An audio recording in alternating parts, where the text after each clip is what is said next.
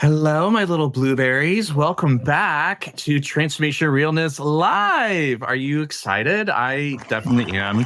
Although, wow, what a wonderful audience. All this applause. Literally, though, I am a little out of sorts today.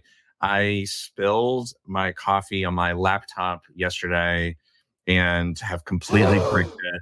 Oh, yeah, it happens. Completely bricked it. I am working off of my husband's very cheap Chromebook. I hope there's no Chromebook people on here. So we are going on the fly a little bit. But what's Transformation Realness Live without the live element, right? Well, we have a super special show today for you, of course. We are talking about one of the hottest trends in the space, which is skills-based everything.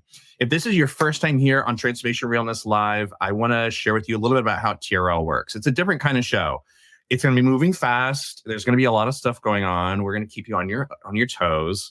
But here's how it goes. So I'm going to set the stage, share with you a little bit of the research that we've been doing, why we are taking a point of view here on skills-based talent strategies. Then we will introduce all of our panelists. We'll have a little sit down, a little kiki with them. And then we'll have a panel. We'll talk about this topic ad nauseum. We'll dig really deep into what's really going on with skills-based talent strategies. And then we're going to have a very special guest come in and drop on the panel a spicy question, a really tough one. We'll put them in, we're going to put them in the firing line. And you are going to have a chance to vote on whose point of view you think is the strongest. Whoever wins gets to come on Transformation Realness, the podcast, for their own exclusive episode. So it should be pretty fun. As I told the panelists, the stakes couldn't be higher. This is as big as it gets. But without further ado, I want to welcome all of our sponsors and panelists today. Starting with Chris Havrilla from Oracle. Hey, Chris, you want to join us? Give her the pop. Yay! I do. Turn your camera on. There you go. Oh, hell, I forgot to turn my camera on. Get with it. I love your call center headset. We're dialed in. It's like the better the technology I get, the worse it fails on me. So we're going OG today. I'm into it. I'm literally hardwired everything in. You're using a Chromebook, so that's all I'm going to say. I know. It's literally weighs like 1 pound. Well, are you ready to get real today? I'm totally ready. Let's do this. Let's do this. Okay, we'll be back with you in a second. Our next panelist and sponsor for today, I'm very happy to have, is my friend Elin Thomasian from TalentNeuron. Elin, do you want to join us? You say hey. Meet my friend. Jump Kid, you turn your camera back on. There she is. Getting there. Yay. Yay. Thanks for having me. I'm super excited to be here. I am too. It's going to be a lot of fun. Also, I'm obsessed with the bow. We're looking very cutesy today. Thanks. I tried just for you. I knew you'd be judging. I'm bringing a different style today. I am leaning into my straight presenting mask era. I think you look like California Tech Bro. Going into it. We love it. Either way. Well, that'll get you everywhere. Ellen, we will be right back with you. I want to say hi to our next panelist. A dear friend of mine, former coworker, actually, Sultan Saidov from Beamery. Hey, Sultan. Hey, Moo. Hey, Kyle. How you doing, Moo? Don't forget to turn your camera back on. There she is. There I am. Are you wearing a blazer? I did. I snuck this on just before turning the camera back on. Quick change. Wow. You're looking very chic, very GQ. Your camera ready? I'm ready, Kyle. Look forward to it. Are you ready to spill some tea, as they say? Yeah. As a Brit, I always have tea to hand. So definitely. Welcome it. Okay, great. Well, thank you so much for joining us. Guys, this is going to be super fun. I do want to acknowledge that all of our panelists have agreed to be on the show. You know that they are all vendors. And this is intentional. And on the podcast, I'm really talking a lot to practitioners, consultants, experts in the world of talent transformation to lean into the work that they're doing, because I don't feel like we hear from them enough. But I also recognize there's not really a stage for vendors who are also doing a lot of really important, very hard work to come in and talk about what they're really seeing in market. I am welcoming them to come on and be themselves and not really like so much like direct spokespeople. So we want to make sure that this is a friendly space. We're not naming and shaming, but we are going to throw some shade. And there's plenty to throw around when we are talking about today's topic, which is skills-based everything. We did do a major study earlier, or I guess at the end of last year. I was going to say earlier this year, but at the end of last year on what was driving talent transformation in over the next 18 months. And then the top 3 initiatives that are driving HR transformation are utilizing AI more extensively or effectively. That's number 3. Optimizing strategic workforce planning was number 2. And number 1 was adopting skills-based talent strategies. 55% of organizations said that this was the top thing that they are focused on this year. It's really interesting.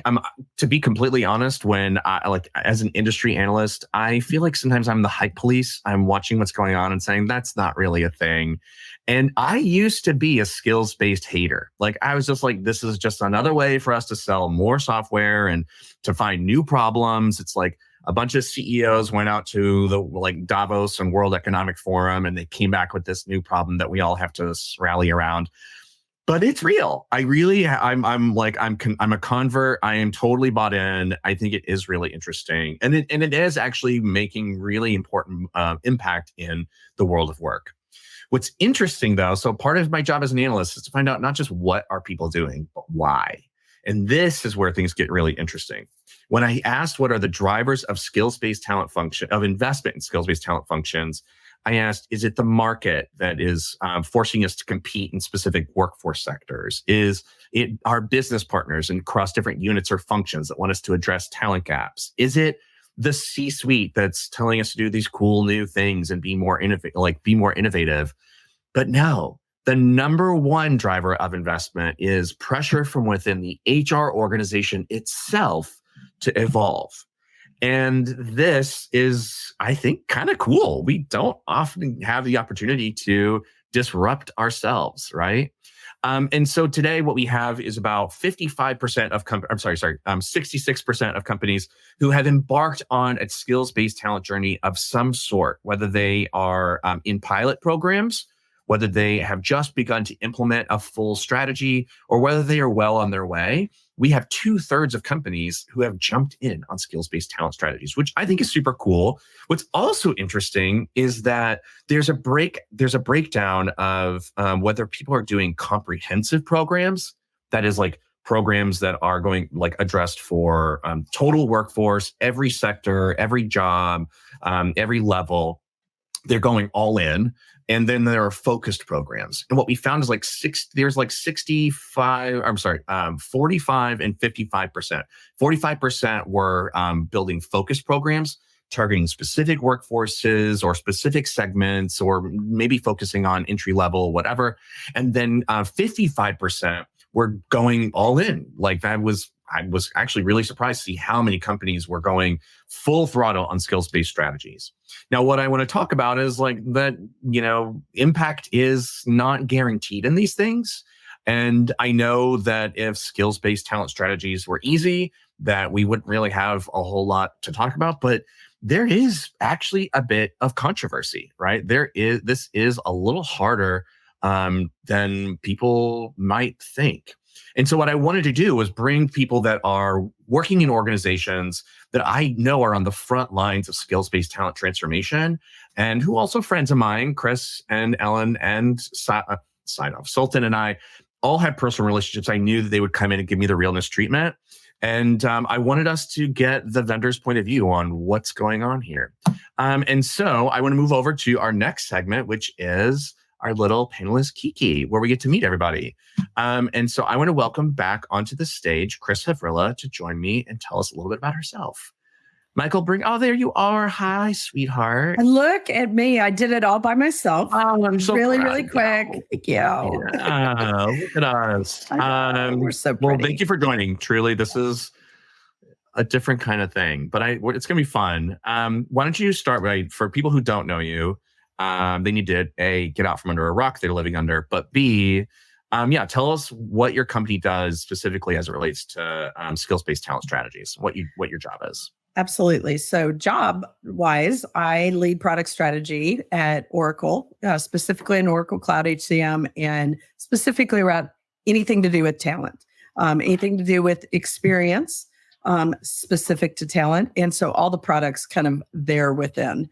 And it is, skills for me, right, has been a topic that I've been, like you, talking about and thinking about for a long time, but I've always been bought into it.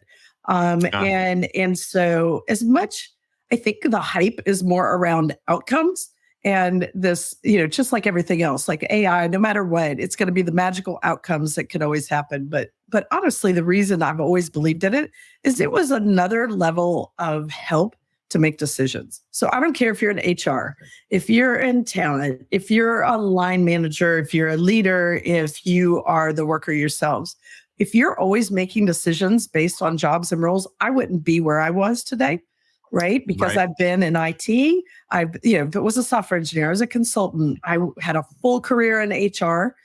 You were an analyst. I was an analyst. I've run big HR tech and strategy and planning organizations and people analytics. And now I'm in product. So every single time I move jobs, I'm actually trying to solve for the same things and employing the same skills, and they're very transferable and they keep getting more and more honed, but how I apply them is different. But if I was always self-identifying as a software engineer or a recruiter or a, HR tech person or an analyst, I'd stay in this linear lane, right? Yeah. So it's a way to help me make decisions better. Somebody that hires me makes decisions better because it's like, how am I going to apply some of these skills to do the work that you need done? I like that point of view. I don't have an undergrad degree. I went to college, I didn't finish, and it was really, really hard to get like a decent job for a long while. Mm-hmm. But it was ultimately my skills and your network and your connections and all this beauty. It was mostly just the moneymaker here. But so interesting. So you're personally connected to this. Talk to me more about your day job then. Like, what is the work that Oracle is doing around skills-based talent strategies? Absolutely. Well, just from a pure role perspective, right? From a product strategy perspective, half my job is what are our investment strategies going to be, and kind of everything internal that goes along with that. Sometimes it's like being a conductor in an orchestra. How do we connect what we actually develop, and product manage to how do we sell and market it? How do our customer support organizations understand what we're doing and why we're doing it, and the account managers? So, it's really kind of bringing the inspiration through how all this gets threaded through the organization. And certainly for our partners as well. And then the other side of it is what I would say is like customer advocacy and advisory. So advocacy, what does that mean? Being the voice of the customer, not always what they ask for, but what they might need. Like, what are your outcomes and how can I tell you what the art of the possible is with technology? Maybe you haven't thought about it this way, right? And then coming back and doing all that we do internally. The other side of that is advisory. And it's how do you think about applying this technology to get what you need? Because it's like a tool, but the hammer doesn't build the house itself, right? At least not yet. And so that's printers the do other that side now. of it. That's right. All the printers do it. But, so for me, right, that's how we're, it's a lot of listening. I look at the research. I talk to the analysts. I was an analyst. So, I have hypotheses, but you always have to. Everything's changing all the time. It's just a lot of listening to customers, what outcomes they want, where their struggle bus is, and how do we actually develop in our product, how to actually change behaviors organically without everything having to be a big top-down transformation all the time. Yeah. So, I do think, I can't wait till we dig in a little bit in terms of, the vendor T, right? Because having been on all sides, a buyer, a user, and a vendor and a studier, I definitely have some perspectives on that. But that's what we're trying to do is build into product what people need to get to their outcomes. I really like that approach, and I'm happy to have someone like you sitting in that kind of role. Thanks for joining, Chris. We will be back with you for the panel.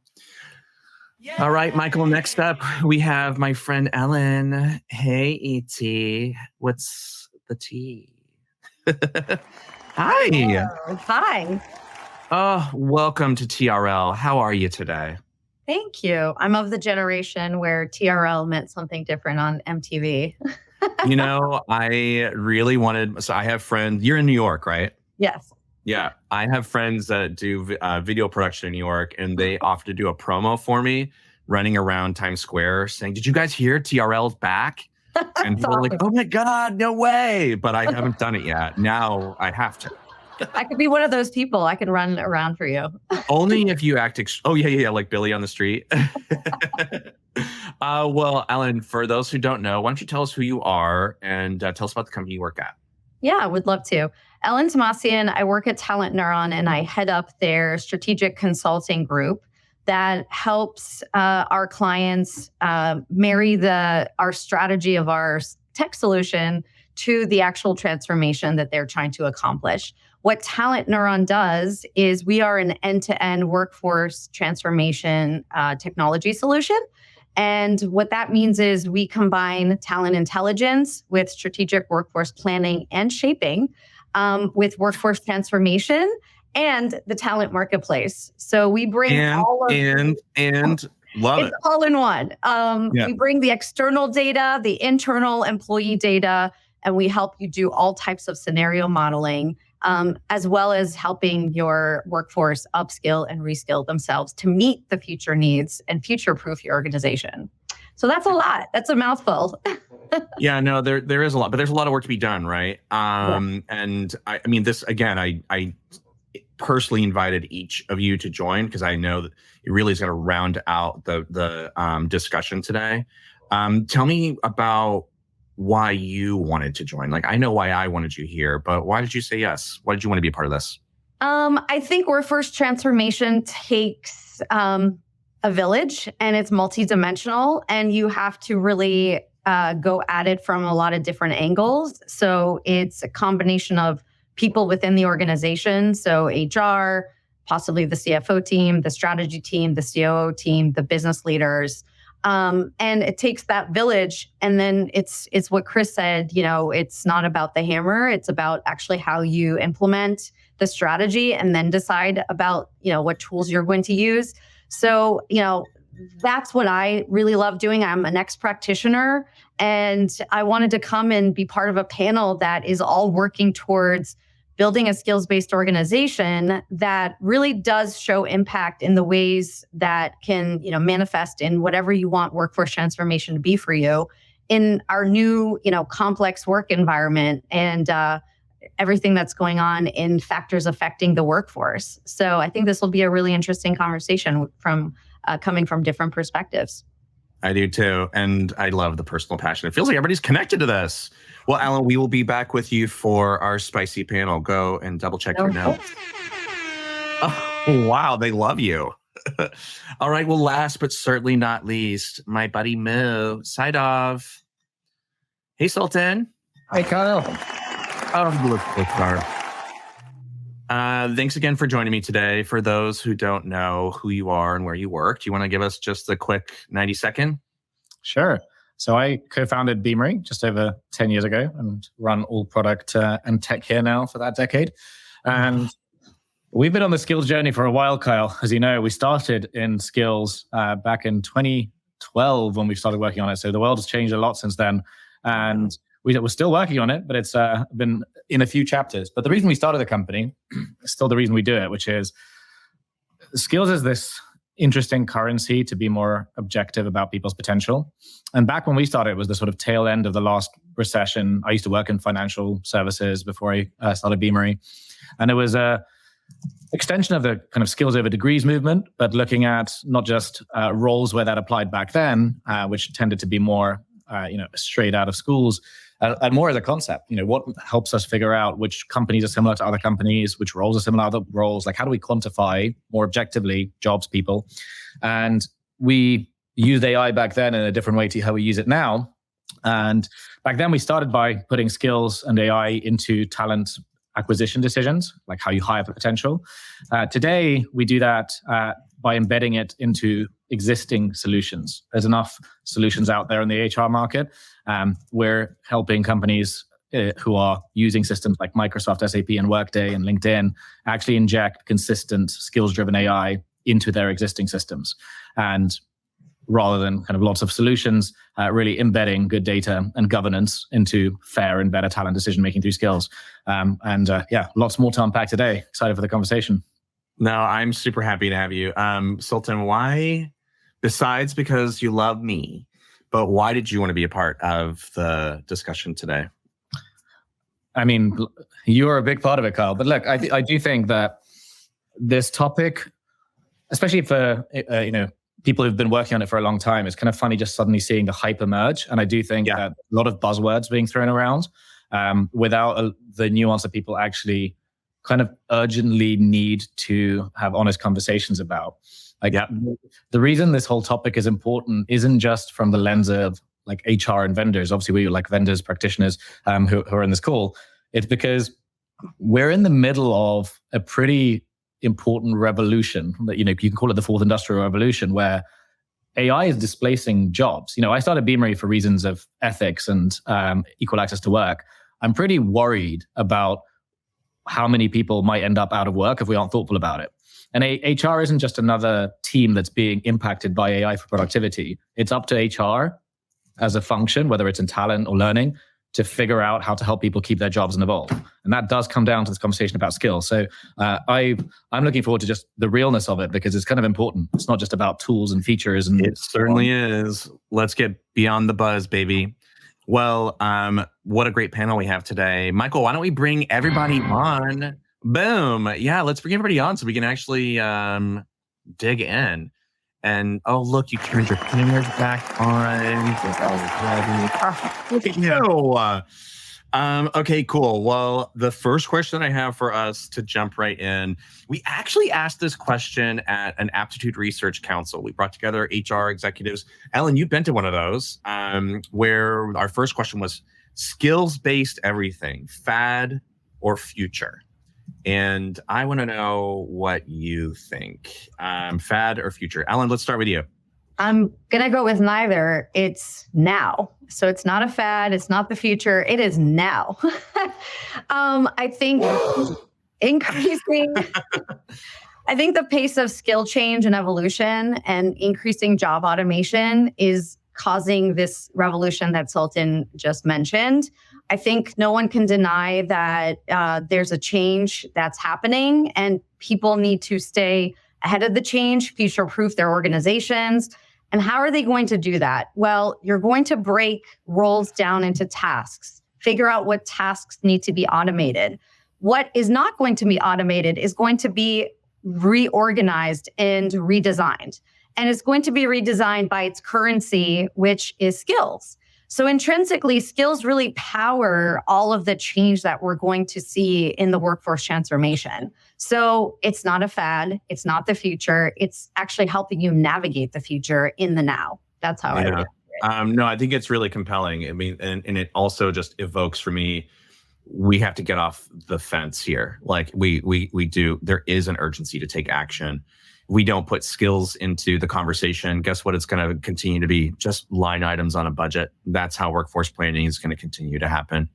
Okay, cool. Well, I'm going to come over to Chris for her point of view. What do you think, Chris?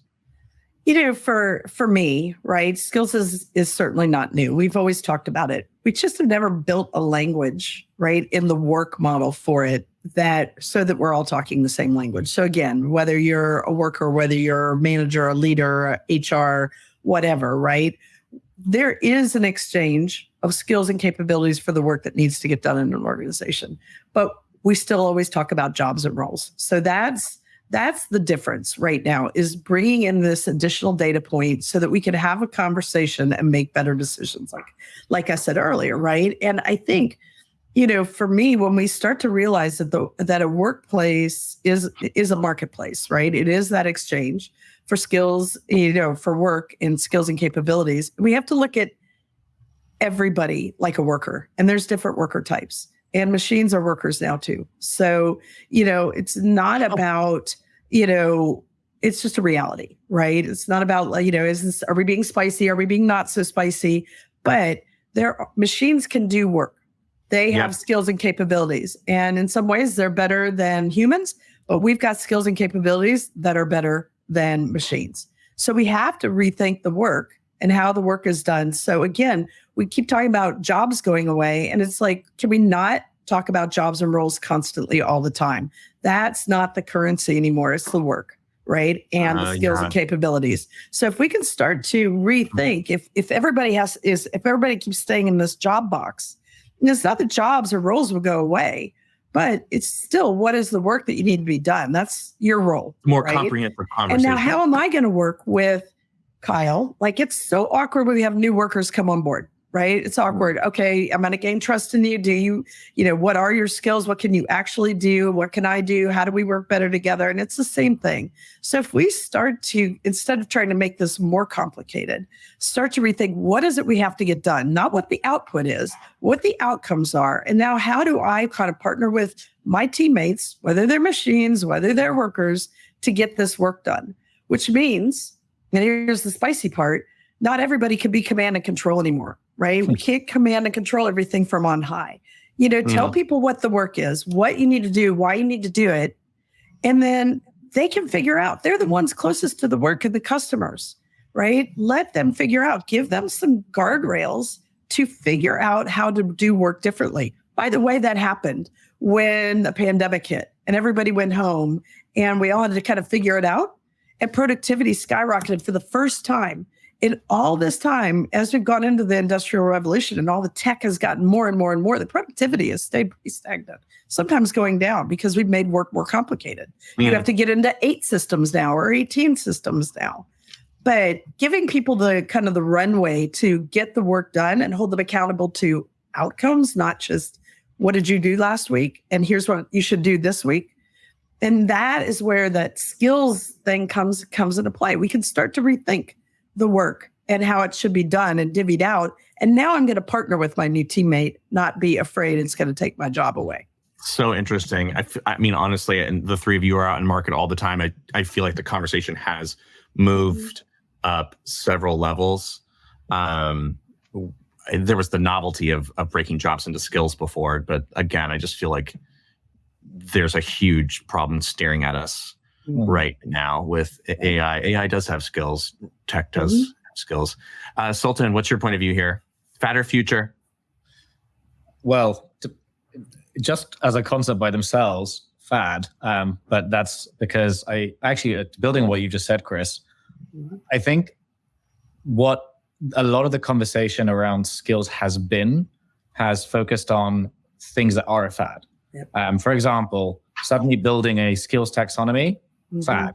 Having a skills taxonomy, absolutely essential, but not because you need a skills taxonomy, because you need several things, of which one is a consistent definition of skills. And it's only going to be a non-fad if it is maintained through real-time connection to your employees, candidates. So I think we've looked at like individual concepts like talent marketplaces, learning systems, and then there's been fad sort of trying to hype in, but what about skills? That is definitely a fad, and that's most of what skills deployments have been. So very much on all fronts, for most cases, fad on all fronts. But the challenge with that is it is absolutely essential for many reasons, including everything that Chris and Elin have said, and it requires a change in maybe the conversation. I think it'd actually be healthier to not talk about skills. Like when we talk about AI, we're not out there talking about Python, right? We don't say like underlying, like is Python fad or future? We talk about like agent. Skills is kind of similar. Like we don't talk about like zeros and ones, like binary, fad or future. Skills is similar. It's the ingredient. It's the like foundation to quantify. Interesting. Stuff. The real question is the topics of, employees being able to navigate career paths, fad or future. Well, obviously future, you want to do that. Companies being able to do agile talent planning. Absolutely, like future/now. But I do think that like the currency you need to do it, of which skills is a really critical part, beyond essential, you can't make decisions around we are going to roll out agents and co-pilots in any meaningful way without quantifying skills. You can't make decisions around where even topics like employee productivity. And I love what you've said, Chris. There's been this sort of paradox of productivity, throwing tech at things and then be like, where's the productivity? You can't even quantify productivity effectively without skills. So I think that, we need to consider not just the word, but the principles of data-driven decisions around people and work. And guess what? You can't quantify people and work without skills and tasks. That's right. Really compelling. And outcomes. Yeah. And outcomes. Absolutely. All right. Well, let's get a little spicier and throw potentially some shade. Because the conversation has evolved very rapidly. I think that the urgency to address this is become much, much stronger. But we also know that this isn't easy work, right? Skills-based talent strategies it's really complicated. We also know that some HR and talent teams have struggled. I mean, you talk about outcomes, I don't want to say a lot. We know some have struggled to get real lift out of these efforts. We also know that many of them are passing the blame, some or all, onto their vendor partners. We bought this, it didn't work. We implemented that, it didn't work. Lots of finger pointing away over into the vendor space.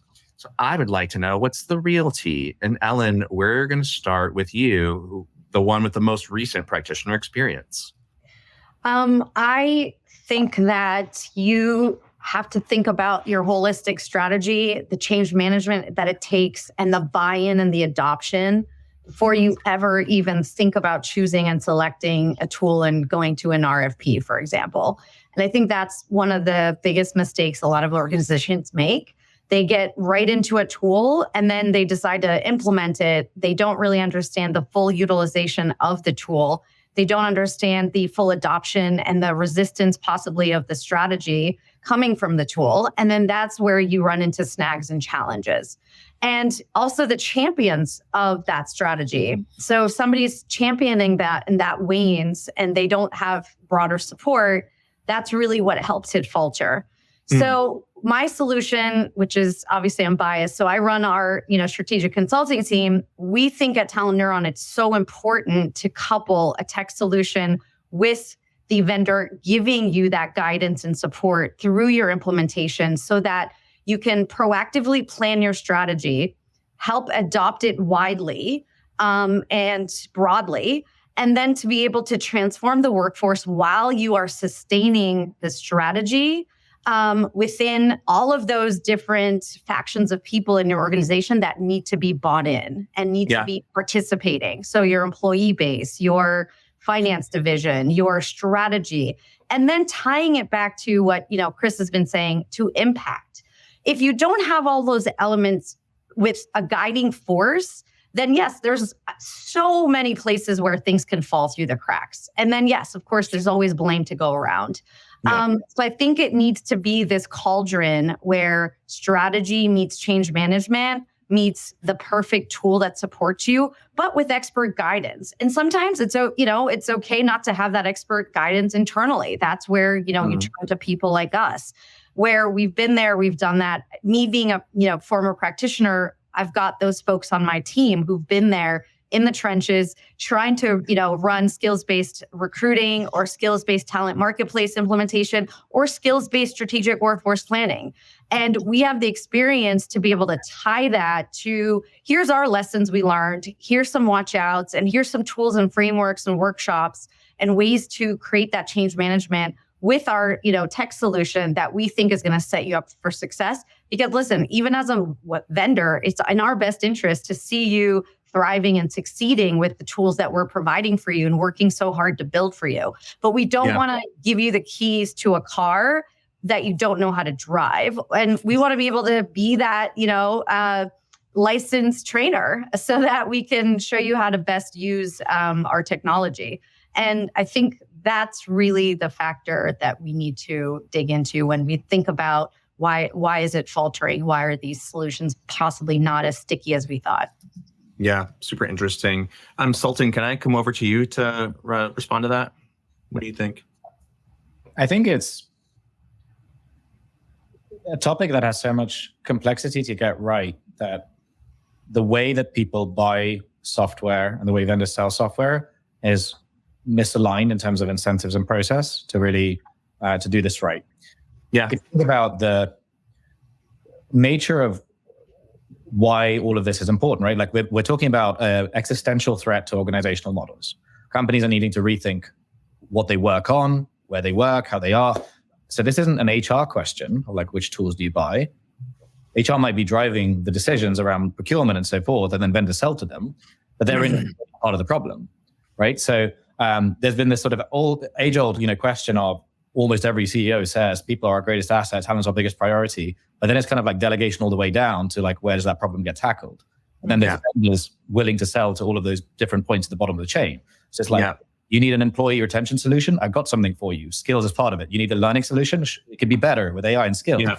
Well, and guess what? HR loves to buy solutions. They love to have an easy button. They it's not like they're saying, oh no, I don't want an easy out of the box for this. They're like, give it to me. I'm under pressure to deliver something as soon as possible. And the beauty of all of this sort of like, there's been obviously a lot of players have been working on AI and skills in different ways for many years, but the reality is when demand arises, supply of solutions will come. When suddenly everyone says, we're working on like AI is interesting, suddenly every vendor will have AI and so on, right? So the reality is that the sophistication of how do you buy this stuff, it's not up to a vendor or a buyer, it's up to how organizations think about the problem that you're trying to solve.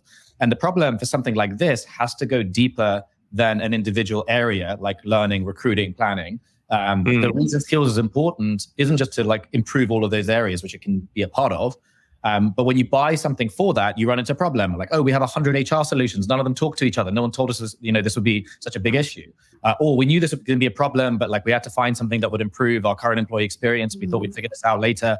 The reality is that the last couple of years have kind of left people with not many choices. Like employees have needed solutions, recruiting teams have needed solutions, and the solutions generally available have tended to be a mixture of different point solutions. I think that's changing, right? I think we're starting to see thoughtful ecosystems emerging, data connectivity emerging. AI in HR can't even be consistent unless all of your systems speak the same language about skills and jobs and definitions. And internally, and like you need to define it. That doesn't happen overnight. So I think we kind of lived through this period of HR vendor chaos that comes from the complexity of what we need and the like pattern of how people buy and solve problems. I think we're kind of potentially on the cusp of coming out the other side when the dust is settling. So that's my view. I think it's seen organizations that have done this really well, and they've tended to be organizations that are thinking long term. And there's a great example of companies like Standard Chartered who've talked about, we knew we were going to start in learning because we wanted to engage people, to build a business case. We then know, and Tanuj, the CHRO, wrote a great book about this. Like we then wanted to move to recruiting and so on. It's one thing to recognize that and say, this is how we're going to do it. This is the 5+ year plan. That tends to be a much better criteria for success than looking at trying to get adoption and focusing on adoption and then realizing that's a problem in silos.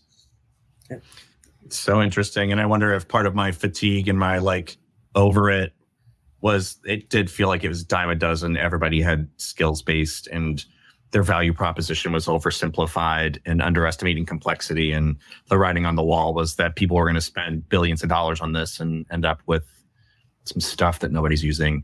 And Chris, I would love to land with you on this. I think you've got a really broad point of view from your background and your current role. Well, and I think broad's the key word here. I mean, the problem with finger pointing, right, is you're pointing at one thing, right? You can only point at one thing. So, and Sultan's right? Like this, this problem of narrow focuses and silos are really because that's what somebody can control. The broader, and this is where we are right now, right? We've got all these different kind of silos, even within HR, right? And I still go back to the analogy of building a house. If you put a hammer there, and the more tools we put in your toolkit, the more things you have to put down, pick up, and so how often do we actually look at the plan, right? The schema of the house, and then kind of go backwards and figure out how do we do, still, absolutely. You still have to think big, but I think you do have to start small, but you can't stay small and you can't stay narrow because the decisions that people are making in learning or recruiting or in talent management are impacting other areas, right? Because all of this is getting more and more holistic. And that's why the skills discussion has been, I think, as important as it has kind of frozen people.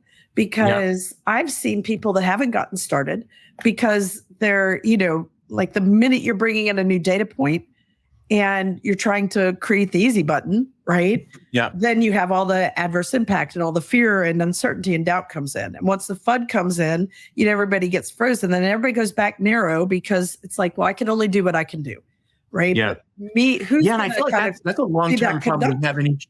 That's a long-term problem we have in HR, though. Totally. We don't always have the space to actually innovate effectively. Right. It's like, or know how to. What are we doing? Know how to. Right. Or know how. Know how to. There's nothing wrong with a minimum viable product as long as you understand, right, what you're trying to do. But that is where things have got to change in that it's not HR needing to be the person with the answer. You're going to have to facilitate bringing in the right people. And I think that's because you need to bring your vendors in.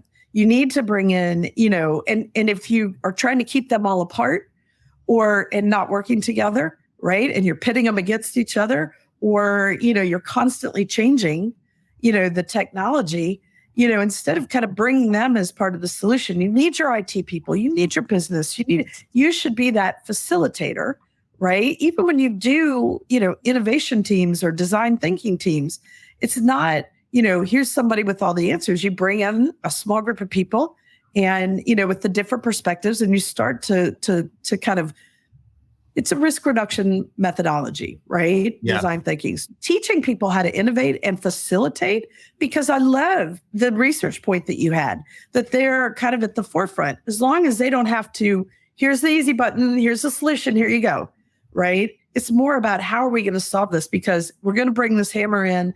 We also have a wrench and a screwdriver. Now what are we going to do? How are we going to build it? Let's buy a tool. Let's look at your toolbox to put it all in. Totally. But I do think that it's just a difference in perspective. Like that's how the role changes. So interesting, right? This is this is a culmination of so many trends. But I don't think IT should drive it. I don't think IT should drive it, but they are in a lot of cases, because they're trying to right size their tech stack, but they're doing it in their vacuum with their perspective. And I just think the perspectives needs to come together, but HR owns the outcome. The work, the workforce, the workplace, and keeping all of that healthy, because the business is going to always do the business, right? Yeah. So for talent to be at the heart of all of that, they're going to have to play the facilitator role. They're going to have to conduct the orchestra, even if they're not playing all the instruments. And that's just the new approach. So don't make it harder. You don't have to be an expert in tech, an expert in business, an expert in everything. You just need to bring the right people together, focused on the outcome you're trying to get, and work backwards from there. I think so too. You got it. You guys, I've got to answer that. I'll be right back. What is that? Another party play. Or I have to see who that is. Whoever could it be? Oh my God, it's our very special guest. Look at him. We got Tim Sackett, everybody. What's up? Hey, Zaddy. Are you dialing in from the Caribbean? I am. Cayman Islands direct.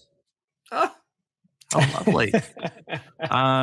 Thanks for joining us. Thanks for having me. Discussion's going so far.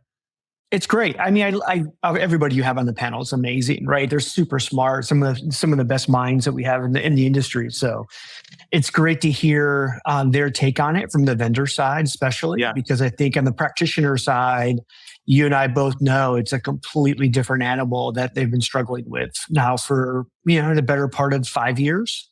Yeah, some even longer. Well, for those who don't know who you are, you want to share everybody who you are, where you work, what you do? Yeah, Tim Sackett.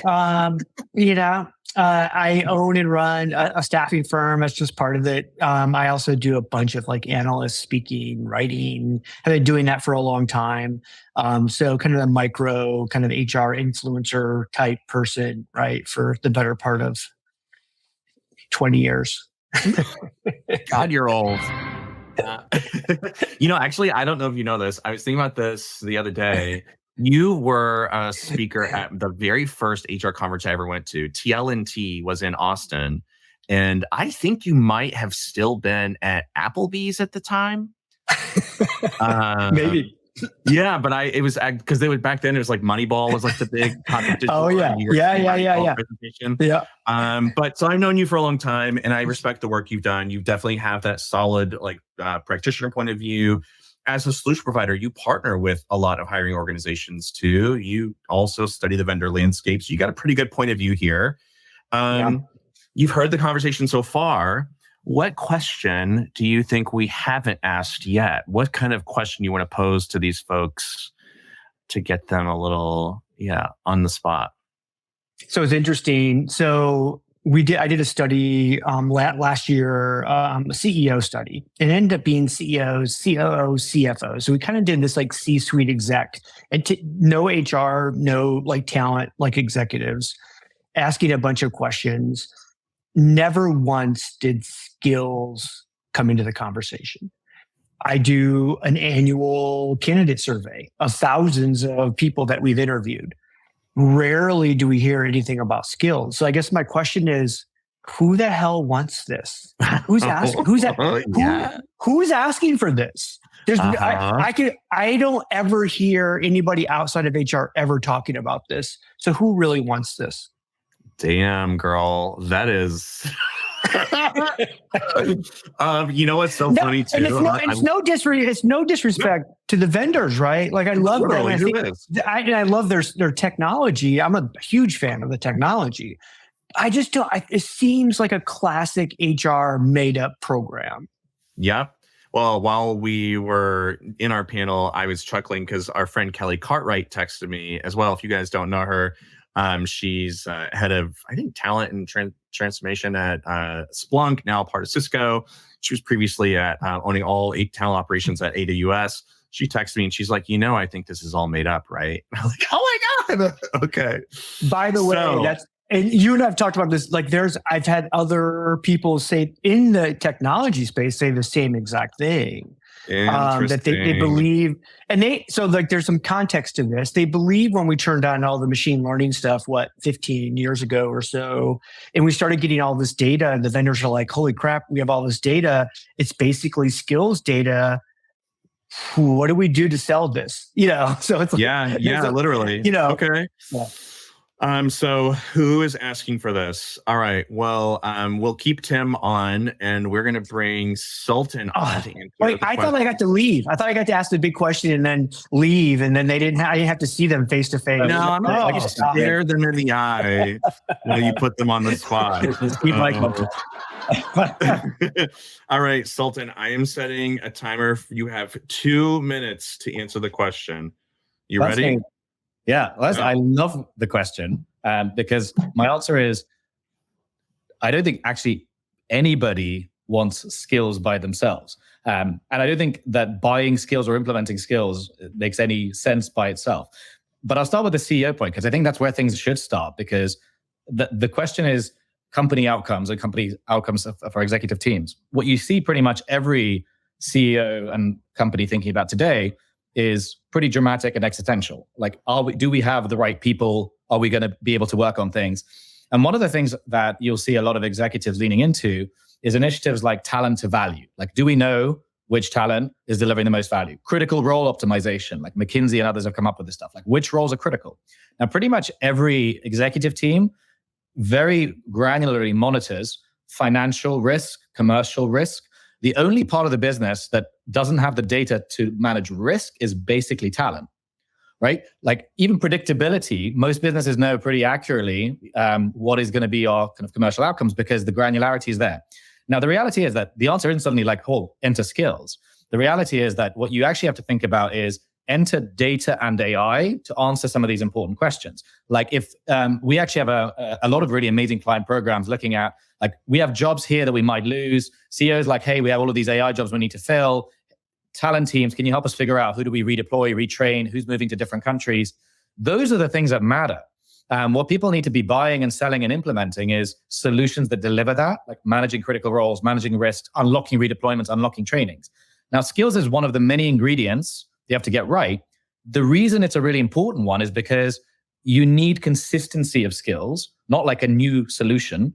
You have a whole bunch of solutions from workforce planning through to HR. And I think that's the crux, skills ecosystem, not skills vendor and solution. at a data level. Oh, with 5 seconds to go. Wow. Thanks, Sultan. We will see you in the judging results. Get out of here. Next up for this super spicy question, we have Elin Thomasian from TalentNeuron. Elin? Hi, sorry. Are you ready to rock, baby? I'm ready to rock. Yes. 2 minutes starting now. So the word skills might not be in the vernacular when you're talking to business leaders. Absolutely agree with you on that point. But there's 3 themes that always emerge, and they come from the business, and they don't stem from HR making this up to buy a technology tool. It's how do we future-proof our business outcomes with workforce capability, a little bit of what Sultan touched, right? So a CEO is always thinking about how do I future-proof my organization so that I don't get surpassed and leapfrogged by my competitors, whether direct or by my talent competitors. So that's one, you hear that from the leaders, and guess who has to pick up that responsibility and help them solve it? It's HR. How does HR do it? Skills-based strategies really help, build that impact. 2, modeling the future workforce scenarios and potential impacts. The CFO team brings that to you. The COO brings that to you. The chief transformation officer brings that to you. Who do they go to talk about the impacts of the scenario models? They go to HR. Consultancies. Talent data. Oh, sorry. Didn't mean to interrupt you. Keep going. I know, all good. So that's another area where the business always comes to HR to, gain that insight. And then 3 is this proverbial, how do I distill my internal and external workforce insights into a unified strategy that then propels my business in those other 2 scenarios, which is where I want to future-proof, or I want to do scenario modeling to make sure that I'm staying ahead of my competition and my capability building. So these 3 themes all are centering around a skills-based organization doing workforce planning and workforce shaping. Who owns the talent side of that data? As Sultan says, HR does. How does HR build the building blocks of implementing some of these models? They do it through jobs, tasks, skills, and automation. And those as a combination answer those problems. Wow. Mic drop moment. Can we get a beep?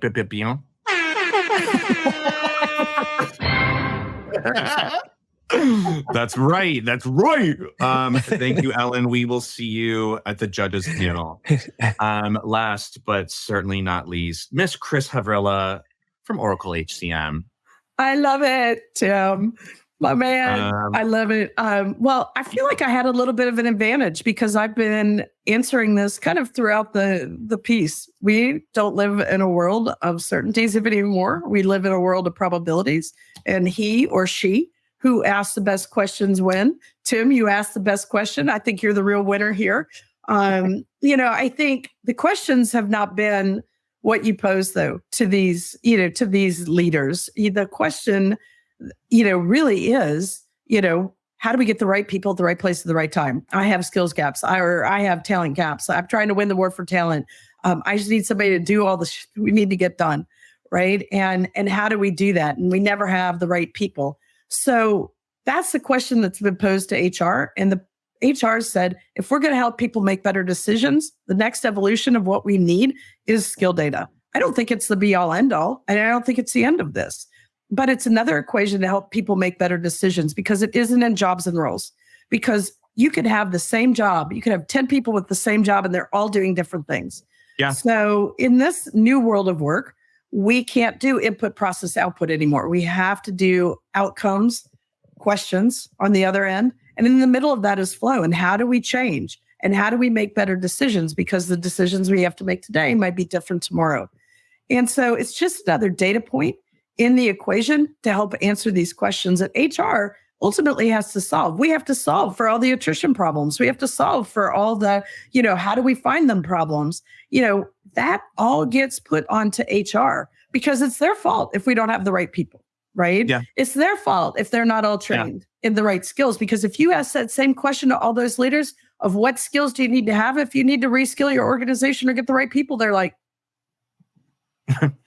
So it's all about how do we start answering the question? And I think HR is trying to bring in, and I think the vendors are trying to do that too. And then the vendors that are doing it well are helping answer questions. And I said earlier, when I'm an advocate, I'm not just doing what people ask me to do, I'm doing what they need. And so that's what we're trying to design to, is what people need, the outcomes they need. Thank you, Chris. Thank you. I love it. There's a name for that sound now. That's give me one of the mirror thing. Wow. What a panel. Michael, can we bring everybody back on? Thank you. Tim, honestly, when we talked about what that question was going to be, I liked it. When you positioned it, I was like, cut to the heart. It was really good. All right. Well, so Grace, you can leave the laugh track going. But Grace, did we have a chance to program the survey for our live audience? If you guys are checking in on LinkedIn, you can also leave a comment on which of the panelists you liked the most. But if we can pop that up, it'd be great so we can get our little votes in it. Look at this. It's like the wine bar music. Do with all the prize money. Officially from my producer team, Sultan Saidov is our winner today, ladies and gentlemen.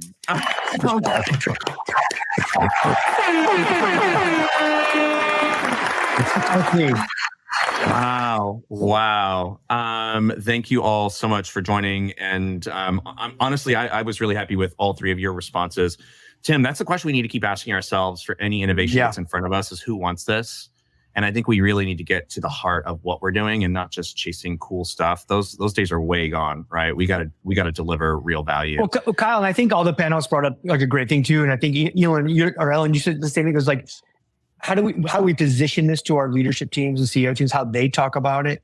Mm-hmm. They might not use the word skills, but like Chris, you said the same. Is like we have to make them get whatever that language they want to use to make sure that we're talking on the same page with them, because exactly.